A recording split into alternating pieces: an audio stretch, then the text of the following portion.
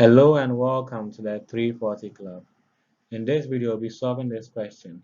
The square root of x times the cube root of x equals a, the fifth root of x, b, the sixth root of x, c, the sixth root of x to the power 5, and d, the fifth root of x to the power 6.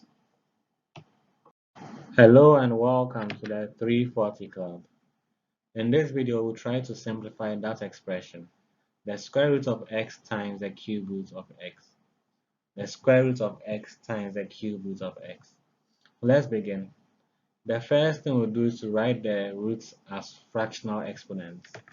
So I know if I have the square root of a to the power, the nth root of a to the power m is equal to a to the power m over n, right? So the nth root of a to the power m is equal to a to the power m over n. Using this rule, I can write the square root of x as x to the power half and the cube root of x as x to the power 1 over 3. So I have x to the power half times x to the power 1 over 3.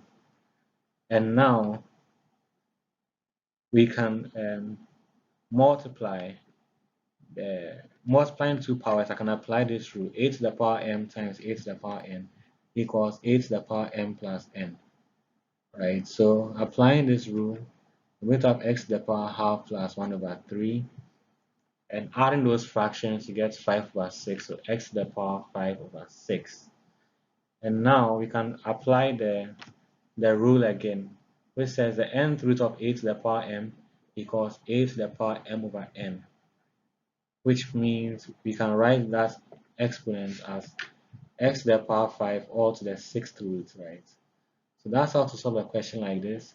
Make sure to like this video, leave a comment, and subscribe. Bye.